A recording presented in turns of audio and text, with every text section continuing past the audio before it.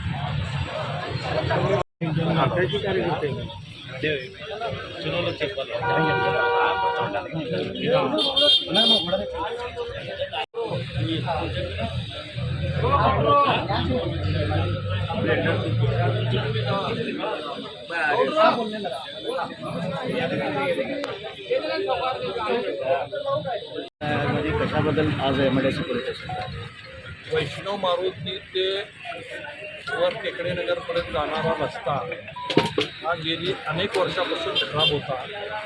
अनेक वेळा त्याचं आम्ही काम करण्याचा प्रयत्न केला। गेल्या वर्षी वास्तविक त्याचं काम WBMचं झालं।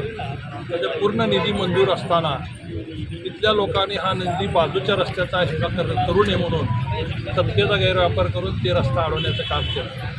तिथे खऱ्या अर्थाने त्या रोडवर सगळे व्यापारी असतात, त्यांचे दुकानं बंद पडले, आज दुकानात धूळ येते आणि ही वस्तुस्थिती असताना गेली 2 वर्षापासून ह्या रस्त्यासाठी अडवण्याचं फक्त काम चाललं आहे। आमचं त्यांना हेच म्हणणं होतं की तुमची सत्ता आहे, तुम्ही लोकांची कामं करा आणि लोकांचं मतं मिळवा, पण कामंही करायचे नाहीत, स्वतःही करायचे नाहीत आणि दुसऱ्यांनी केलं तरी बघवत नाही। अशा प्रवृत्तीने एकच तिथला त्यांचा कार्यकर्ता भरम शेट्टी नावाचा, तो तिथं दरवेळी प्रत्येक काम जिथं चालू असेल तिथं जाऊन गोंधळ घालण्याचा प्रयत्न करतो, अधिकाऱ्याला दम देतो। मग त्यांच्या वरिष्ठांना फोन करून त्या अधिकाऱ्यांना दम केली जाते आणि अधिकारी घाबरून मग ती कामं सोडून निघून जातात। कॉन्ट्रॅक्टरनी काही कामं करायच्या सोडून दिलेली आहेत। अशा अनेक केसेस घडलेले आहेत। त्यामुळे आजसुद्धा त्यांनी आम्ही पूजा करत असताना येऊन तिथं गोंधळ घालण्याचा प्रयत्न केला। तिथं आम्ही केलेल्या पूजेचं हारबीर काढून तोडून फेकून दिलं। लोक बसलेले असताना लोकांना दमदाटी करायला लागल्या, उठा म्हणून खुर्चीवर। अशा घाणेरडा प्रकार त्यांनी त्या ठिकाणी केलेला आहे। मी त्यांना तेच सांगितलं की तुमचे एवढे खासदार झाले या भागामध्ये, आत्ता सध्या जय सिद्धेश्वर आहेत, त्याच्या आधी शरद बनसोडे होते, त्याच्या आधी सुभाष देशमुख होते, त्याच्या आधी तुमचे प्रतापसिंग मोहिते पाटील होते, वल्ल्याळ होते। ह्या सगळ्यांनी किती कामं ह्या बीडी घरकुलमध्ये केली आहेत, याचा एक बोर्ड लावा, पैसे पाहिजे तर मी देतो। ह्या लोकांनी 1 रुपयाचा सुद्धा निधी दिलेला नाही। 20 वर्ष झाला आमदार आमचे तिथं आहेत, त्या आमदाराकडून तुम्ही निधी आणा। तुमचाच त्या आमदार गेले 5 वर्ष पालकमंत्री होते, त्यांनी त्याचा जर निधी आणला असता तर आमचे हे सगळे प्रश्न सुटले असते। पण प्रत्येक घरात माहिती आहे लोकांना की सगळे ह्या भागातला विकास जे आहे ते महेश कोटेंनी केलेला आहे आणि महेश कोटे आता उत्तरला उभारणार आहेत। बीडी घरकुलमध्ये 40,000 मतं आहेत आणि त्यामुळे त्यांना भीती बसलेली आहे आणि त्या भीतीपोटी हे सगळं प्रकार भांडणं करण्याचा, तिथं भांडणं लावण्याचा आणि लोकांची दिशाभूल करण्याचं काम त्यांच्याकडून सुरू आहे आणि आज तोच प्रकार एक त्यांचा घडलेला आहे। आत्तासुद्धा खोटी केस करण्याच्यासाठी त्यांनी इथं आले म्हणून आम्हाला कळालं। त्या भरम शेट्टीची बायको नसताना तिला आणून तिच्याकडनं कंप्लेंट करण्याचं आणि त्यांच्यातले काही गुंड प्रवृत्तीचे काही नगरसेवकांनी सल्ला दिला त्यांना की डोकं फुटलं म्हणून कंप्लेंट द्या, हाताला लागलं म्हणून कंप्लेंट द्या, अशी खोटी कंप्लेंट करण्यासाठी ते इथं आल्यानंतर आम्ही सुद्धा तिथं पोलीस स्टेशनला वस्तुस्थिती सांगायला आलो आहे। नगरसेवक सांगितलं आम्ही की तुम्ही असलेले फुटेज बघा, की गोळा करा। काही लोकांनी काही रेकॉर्डिंग केलेले क्लिप्स आहेत ह्याच्यातून स्पष्ट दिसून येत आहे की त्यांनी फक्त गोंधळ घालण्याचं काम त्या ठिकाणी करण्यासाठी हे सगळं घडवून आणलेलं आहे.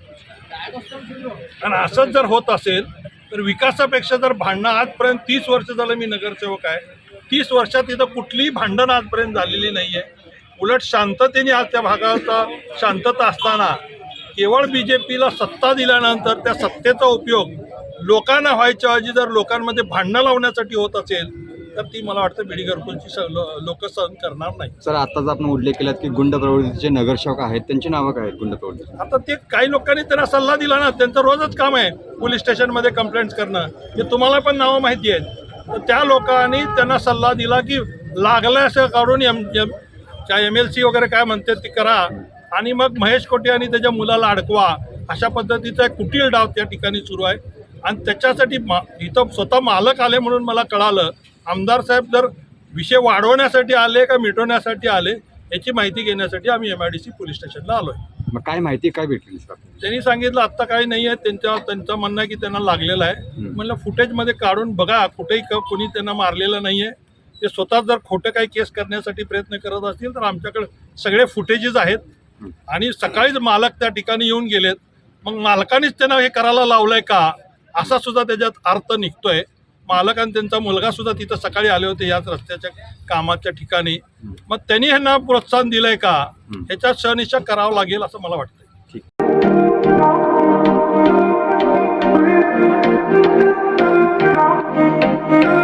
सोलापुरात व्हेज नॉन व्हेज जेवण मिळण्याचं एकमेव ठिकाण हॉटेल रोहित.